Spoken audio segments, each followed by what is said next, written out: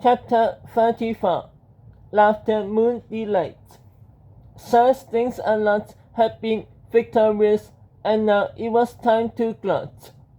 I've just defeated the world's greatest superhero, and now I'm the most intelligent, most powerful entity the world has ever seen. He oozed over to his Widow Kid 2000 TM factory and kissed it gently on the roof.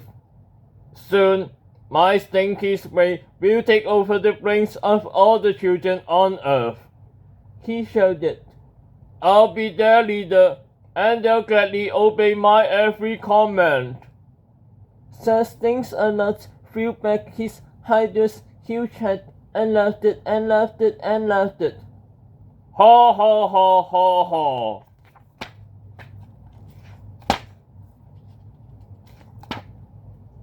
Chapter 35 To make a long story short. Chief Goldie Bloom. Chapter 36 Stuck in the puddle with you.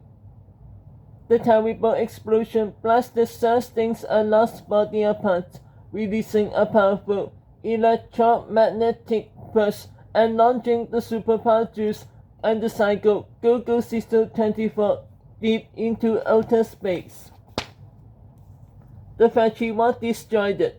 The Widow Kid 2000 TM had disintegrated, and all that was left was a big, stinky mess. A crowd of people gathered around Frank's Pine to feel the horrible glow of devastation. Suddenly, the globe began to bubble and move. Then, old George and old Howard climbed out of its gooey center.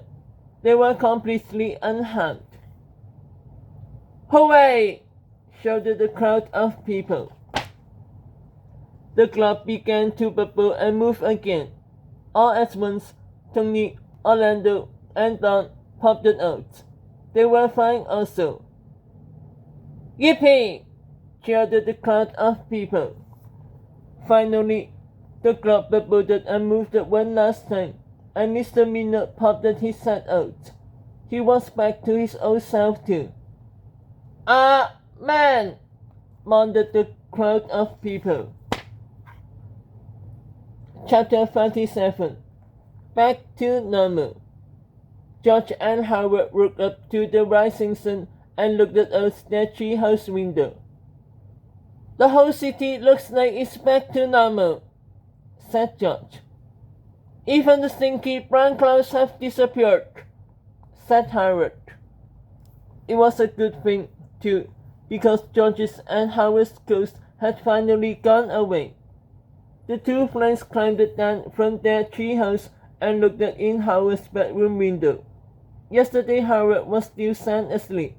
Soon, the Widow Kid 2000 TM would wear off, and yesterday George and yesterday Howard would be back to normal. George and Howard walked out to the front yard, where they saw some familiar faces. What's happened? Cried Howard. Is everything okay? Of course it is, said old George. Yeah, said old Howard. Adults can be heroes too, you know. Old George and old Howard told their younger selves all about their great adventure while they walked toward Echo Hills together. On the way, they passed Mr. Crab. He was outside in his yard, whacking the grass as a jogger went by, snapping her fingers. Snap, snap, snap, snap, snap, snap. You stay away from my yard, Mr. Crab shouted. What's going on? Cried Howard. Mr. Crab just heard someone snap their fingers, and he didn't turn into you know who. I've no idea how that happened, said old George. Perhaps it was the electromagnetic pulse that erased the hypnotic spell from Mr. Crab's brain. Or maybe it happened during the superpower juice atomy. Nobody knew for sure, but for some strange reason, Mr. Quirk was now back to normal too. Soon, our superheroes arrived at Echo Hills and prepared to return to the future. "Thanks for all of your help last night," said George.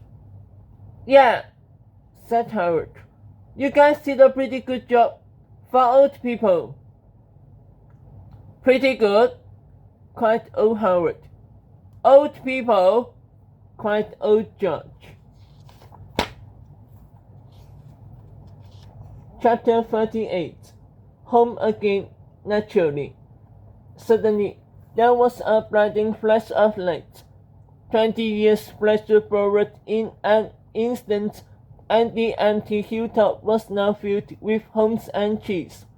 Old George's and old Howard's families were all there too, anxiously waiting for their return. It was a joyful reunion. "Well," said Howard, "I think we better go back home."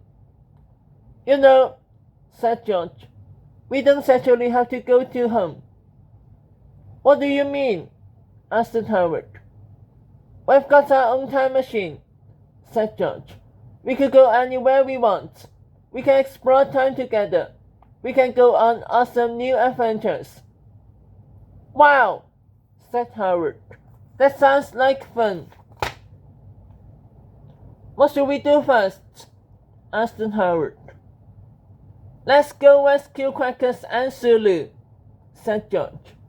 The three baby hamster-curses flattened their wings with excitement. "How in the world are we ever going to do that?" asked Howard. "We'll figure something out," said George as he set the controls. "We always do." George and Howard and their happy pets waved goodbye to their future families, and together they all disappeared into a ball of brilliant light.